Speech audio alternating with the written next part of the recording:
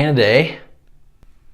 Not from Canada. Not from Canada. Anyways, everybody, welcome back to another episode on Mental Physiques, Books and Coffee. Today we're diving into a full book, a full one. Lessons of History by Ariel and Will Durant. They are actually co-authors of an entire 12-volume set of history going back from Egypt all the way up to the Romans. I don't know. I'm not a history expert, okay? That's why I'm reading a 100-page book, not the 12-volume set. If you want to read the entire book, you can always check it out. I'll have the link down below. Non-affiliated link, so click it. And don't support me if you don't want to. These two authors are Pulitzer Prize winners, extremely well spoken in their words, and they're going to take us back and help us learn what humanity is like and how we can learn about humanity and economics and certain topics throughout history. So I'm really excited to share this with you. An entire book. We're going to be diving in 3, 2, 1. Let's go.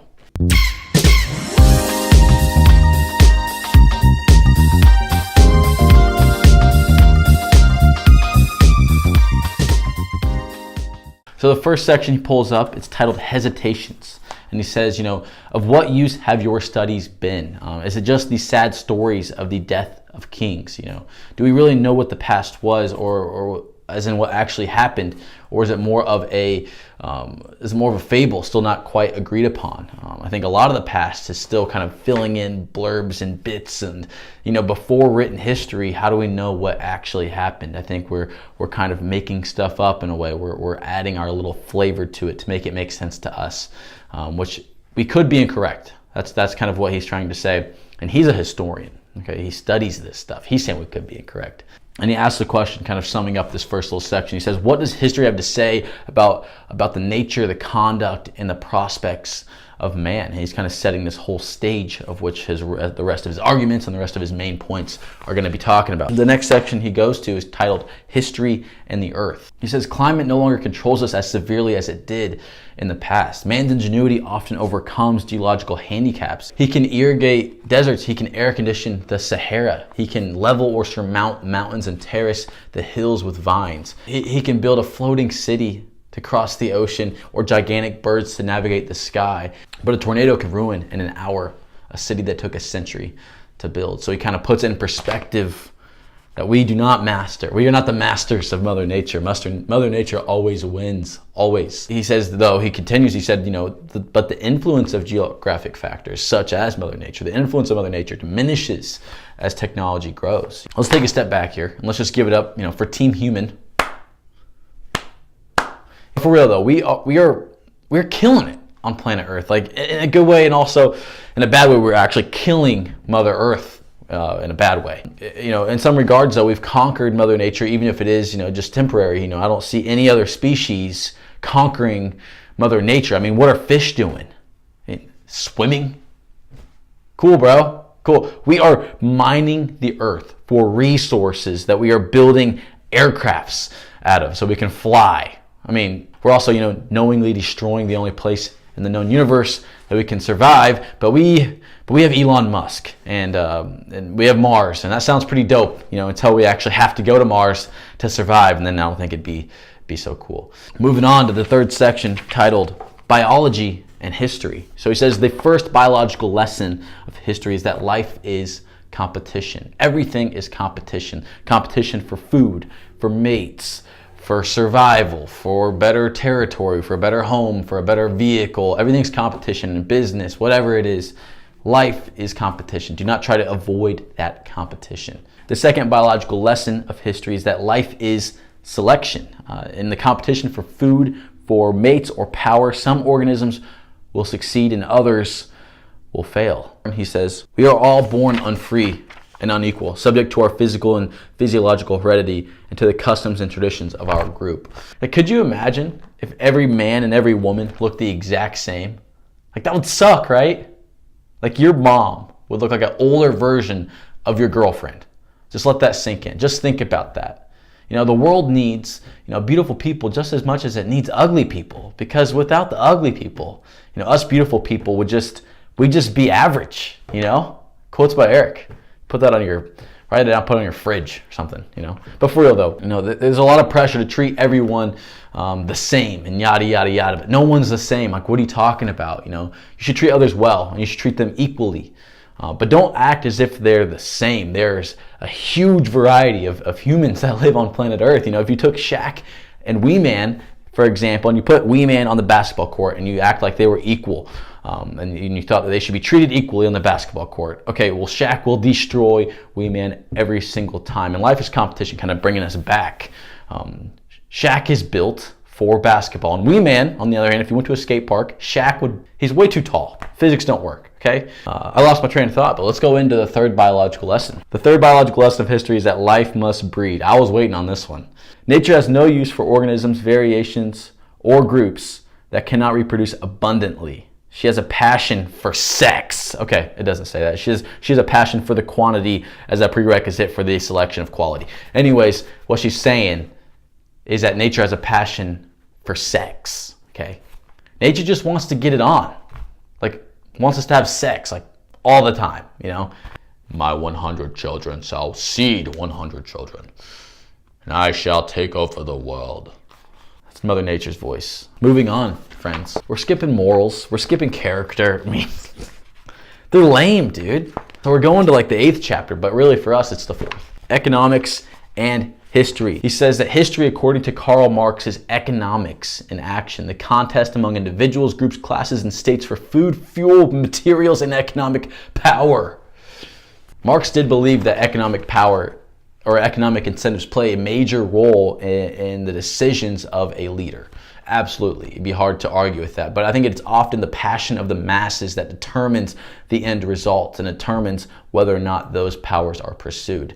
And people being motivated by economic incentives is rarely this case. And maybe why we see entire armies powered by religious fervor, like the Crusaders of war in the Eastern Mediterranean in order to reclaim the Holy Land from the Muslim rule. You know, when in fact this is probably a play to gain political and economic power by the leaders and not a religious pursuit. And in order to get everybody on board, there has to be a bigger cause, a bigger reason to be doing these things. Yeah, I found this story super fascinating. And I'll read it to you.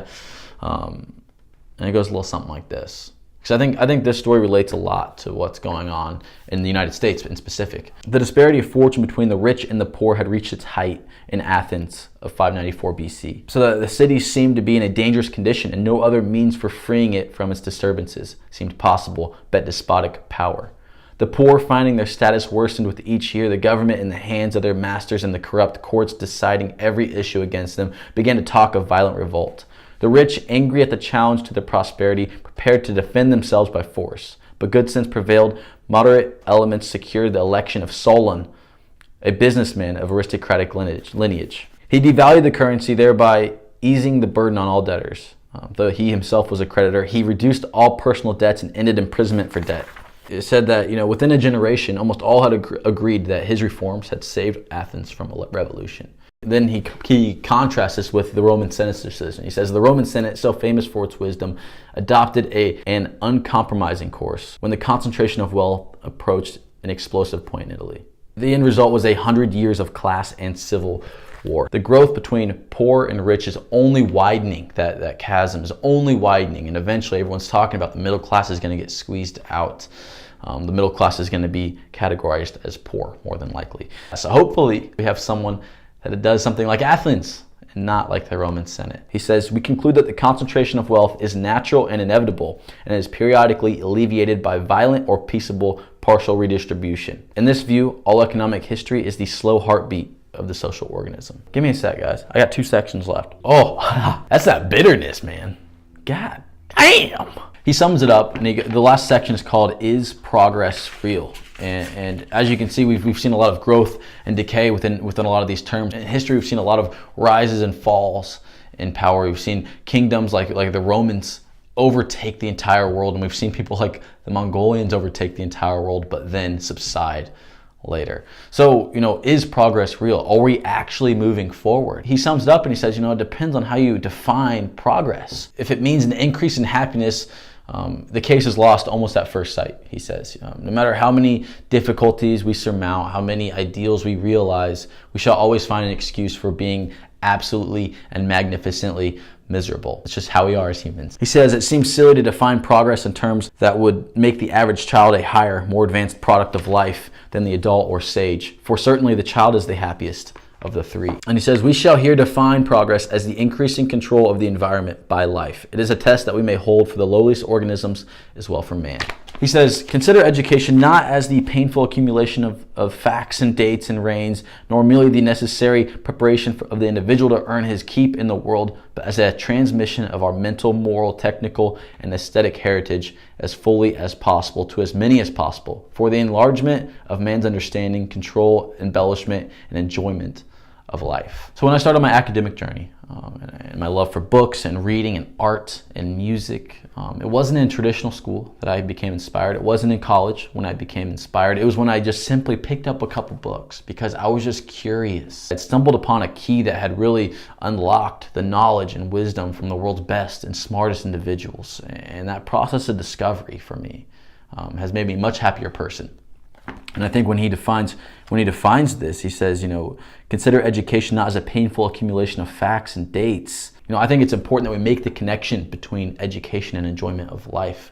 When we're growing up, we're not taught to learn for enjoyment. We're taught to learn so that we can complete the next grade, or so that we can get into a good school, or so we can get a good job. But I don't think it was ever taught to me to learn to fill curiosities and let those discoveries kind of seep into the rest of your life. It says the heritage that we can now more fully transmit is richer than ever before. It is richer than that of Hercules, for it includes all of the Greek flowering that followed him. Richer than Leonardo's, for it includes him in the Italian Renaissance.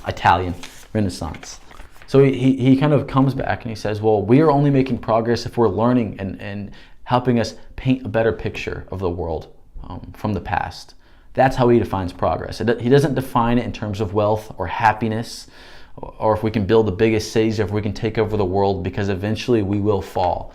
He defines it as being able to have a more healthy and better perspective on life by looking back on what's happened in the past. And I think that's a great perspective. And I think I'm very happy to be able to share that with you guys. And it's one of his last lines here. Let me find it.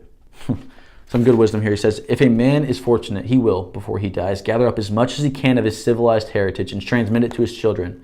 And to his final breath, he will be grateful for its inexhaustible legacy, knowing that it is our nourishing mother in our lasting life.